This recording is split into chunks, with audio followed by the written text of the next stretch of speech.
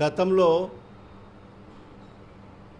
మన ప్రియతమ నాయకుడు ముఖ్యమంత్రిగా ఉన్న సందర్భంలో వైద్య ఆరోగ్య రంగంలో అనేక సమూలమైన మార్పులు తీసుకురావడం జరిగింది. స్వాతంత్రం వచ్చి 76 సంవత్సరాలైనా కూడా ఎప్పుడు జరిగినటువంటి విధంగా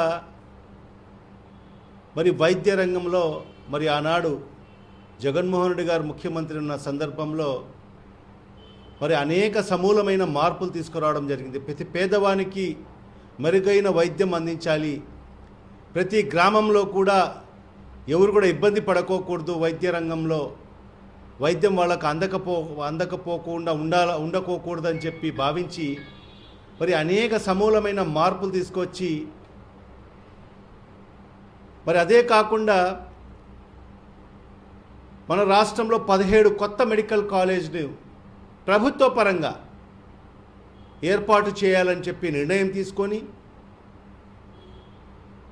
ఒక యజ్ఞంలాగా మొదటి సంవత్సరం 5 మెడికల్ కాలేజీలు పర్మిషన్ తీసుకొచ్చి ఒక్కొక్క కాలేజీ 500 కోట్ల రూపాయలతో దాని ఇన్ఫ్రాస్ట్రక్చర్ అంతా కూడా నిర్మాణం చేసి మరి మొదటి సంవత్సరమే మరి 5 మెడికల్ కాలేజీలకు పర్మిషన్ తెచ్చి అవి ఈరోజు సుమారుగా 5x150 మంది విద్యార్థినులతో ఈరోజు విరాజిల్లుతున్నాయి.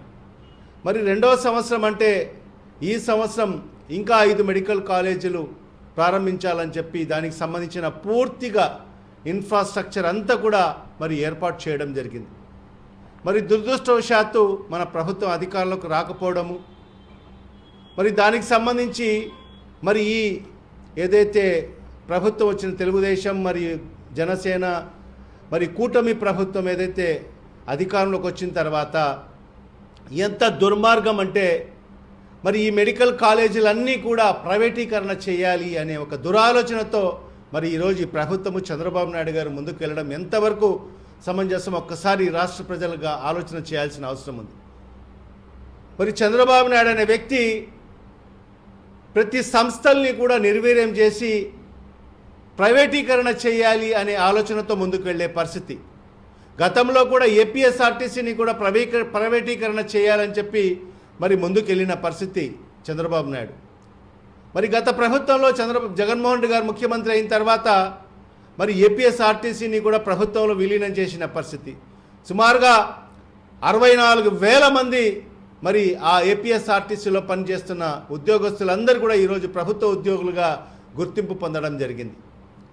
మరి ఆ దిశలోనే మరి పేద వాళ్ళకందరికి కూడా మెడికల్ విద్యను అందించాలి, వైద్య విద్యను అందించాలి అనే ఆలోచన ప్రతి ఒక్కరిని కూడా డాక్టర్లుగా చూడాలని చెప్పి మరి 17 మెడికల్ కాలేజీని ప్రారంభించాలని చెప్పి పూనుకొని మరి ముందుకెళ్తే మరి ఈరోజు ఆ వ్యవస్థని నిర్వీర్యం చేసి మరి దానికి సంబంధించిన ఏదైతే కాలేజీలన్నీ కూడా ప్రైవేటీకరణ చేసేయాలని చెప్పి ఎంతో దుర్బుద్ధితో మరి ఈరోజు ఆ మెడికల్ సీట్లు కూడా కోట్ల రూపాయలు మరి ప్రైవేటీకరణ చేసేసి దాన్ని కూడా వ్యాపారంగా మలిచిన ప్రభుత్వం ఈరోజు చంద్రబాబు నాయుడు గారి ప్రభుత్వం అని చెప్పి కూడా ప్రజలందరూ కూడా గమనించాల్సిన అవసరం ఉంది. మరి అదే కాకుండా ఎంత దారుణం అంటే మరి పులివెందుల మెడికల్ కాలేజ్ ఎంతో ప్రతిష్టాత్మకంగా మరి 500 కోట్ల రూపాయలు వెచ్చించి మరి బ్రహ్మాండమైన ఇన్ఫ్రాస్ట్రక్చర్ మరి నిర్మాణం చేసి మరి దానికి సంబంధించిన ఏదైతే స్టాఫ్ని కానీ అన్నిటి కూడా అన్ని మౌలిక సదుపాయాలు కల్పించిన పరిస్థితిలో మరి ఈరోజు దాన్ని మరి ఈ ప్రభుత్వం కూటమి ప్రభుత్వం అధికారంలోకి వచ్చిన తర్వాత మరి ఆ పర్మిషన్ కూడా మరి ప్రభుత్వం ఇస్తే కేంద్ర ప్రభుత్వం ఇస్తే దానికి వద్దని చెప్పి మరి లేఖ ఇచ్చిన దౌర్భాగ్యపు ప్రభుత్వం చంద్రబాబు నాయుడు ప్రభుత్వం అని చెప్పి కూడా ఈ సందర్భంగా తెలియజేసుకుంటున్నాను. మరి ఏదైతే కేంద్ర ప్రభుత్వము 50 సీట్లు కేటాయిస్తే మరి దాన్ని మనం నిర్వహణ చేయలేమని చెప్పి మరి ఈ రాష్ట్ర ప్రభుత్వము ఒక లేఖ రాసి మరి ఆ కాలేజ్ కూడా రానికోకుండా మరి ఈరోజు ఎంతోమంది పేద విద్యార్థులు నీట్ ఎగ్జామ్లో పాస్ అయ్యి మాకు ఈ కొత్త కాలేజీలు వస్తాయి, మాకందరికి కూడా సీట్లు వస్తాయని ఎంతో ఆశగా ఎదురు చూసిన వాళ్ళకందరికి కూడా ఈరోజు వాళ్ళకందరికి కూడా భంగపాటుకు అయిన పరిస్థితి మనందరం చూస్తున్నాం. మరి ఈ పరిస్థితిలో మరి నిన్నటి దినం మరి వైద్య ఆరోగ్య శాఖ మంత్రి సత్యకుమార్ గారు మరి జిల్లా పర్యటనకు వచ్చి మరి ఆయన మాట్లాడుతున్న తీరు చూస్తుంటే నిజంగా మరి ఆయన ఈ జిల్లా వాసే అని చెప్పి మాకు నమ్మకం కలగడం లేదు. గతంలో ఎప్పుడు చంద్రబాబు నాయుడు 14 ఏళ్ళు ముఖ్యమంత్రిగా ఉన్న సందర్భంలో కూడా ఎప్పుడు కూడా ఒక్కటంటే ఒక్క మెడికల్ కాలేజ్ కూడా తీసుకొచ్చిన పరిస్థితి లేదు. స్వాతంత్రం వచ్చి 76 సంవత్సరాల్లో మనకు కేవలం 11 మెడికల్ కాలేజీలు ఉంటే ఈ రాష్ట్రంలో, మరి ఈరోజు గత 5 ఏళ్లలోనే మరి జగన్మోహన్ రెడ్డి గారి ప్రభుత్వము 17 మెడికల్ కాలేజీలు తీసుకురావాలని చెప్పి ఒక బృహత్తరమైన ప్రణాళిక వేసుకొని మరి ముందుకెళ్ళిన పరిస్థితిలో మరి ఈరోజు ఈ ప్రభుత్వం వచ్చిన తర్వాత దాన్ని తొంగలో తొక్కి మరి ఏ రకంగా నిర్వీర్యం చేస్తున్నారో, మరి దాన్ని ఏ విధంగా వ్యాపారంగా మలుచుకుంటున్న పరిస్థితి మనం అందరూ కూడా గమనించాల్సిన అవసరం ఉంది. మరి ఈరోజు మంత్రి గారు మాట్లాడుతూ గత ప్రభుత్వం అనాలోచిత నిర్ణయాలని చెప్తున్నాడు. అయ్యా, నీకు ఈ జిల్లా గురించి తెలుసా? నువ్వు ఎప్పుడు ఈ జిల్లాలో ఉన్నావు? మరి ఈ జిల్లాను ఒక్కసారి పులివెందుల వెళ్ళి చూశావా? పులివెందులలో ఎలాంటి మౌలిక సదుపాయాలు ఉన్నాయో ఒక్కసారి నువ్వు పులివెందులకు పోయి వెళ్ళు. మరి పులివెందులలో అన్ని రకాల మౌలిక సదుపాయాలు ఉన్నాయి. మరి ఆ ప్రాంతంలో ఒక మెడికల్ కాలేజు ఖచ్చితంగా అవసరం ఉంది. గతంలో రాజశేఖర రెడ్డి గారు ముఖ్యమంత్రిగా ఉన్న సందర్భంలో మరి ఏదైతే ఒక ఇంజనీరింగ్ కాలేజ్ని మరి స్థాపించడం జరిగింది, జేఎన్టీ ఇంజనీరింగ్ కాలేజీ పేరుతో. మరి ఈరోజు జగన్మోహన్ రెడ్డి గారు ముఖ్యమంత్రి అయిన తర్వాత మరి ఆ నియోజకవర్గం అన్ని విధాలుగా అభివృద్ధి చెందుతుంది, అన్ని మౌలిక సదుపాయాలు ఉన్నాయి. మరి ఈ ప్రాంత వాసులకు కూడా అత్యంత వెనుకబడిన ప్రాంతం గతంలో.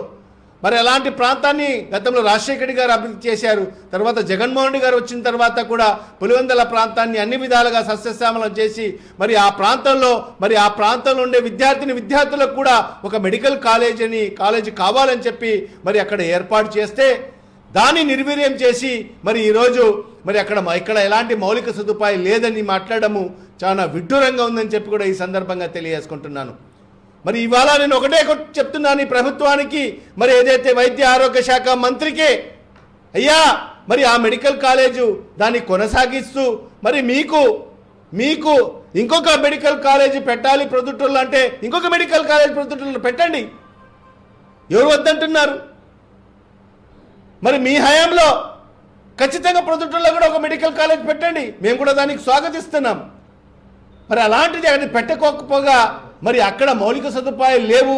మరి ఆ అనాలోచిత నిర్ణయాలు తీసుకొని మరి గత ప్రభుత్వం అక్కడ మెడికల్ కాలేజీ పెట్టిందని చెప్పడము చాలా విడ్డూరంగా ఉందని చెప్పి కూడా ఈ సందర్భంగా తెలియజేసుకుంటూ, ఖచ్చితంగా ఈ జిల్లా వాసి అయితే నువ్వు ఖచ్చితంగా ఆ ఏదైతే మెడికల్ కాలేజీని ఖచ్చితంగా త్వరలోనే ప్రారంభించాలని చెప్పి కూడా మేము డిమాండ్ చేస్తూ, మరి ఇలాంటి వ్యాఖ్యలు భవిష్యత్తులో చేయొద్దని చెప్పి కూడా మరి మేము డిమాండ్ చేస్తున్నాం.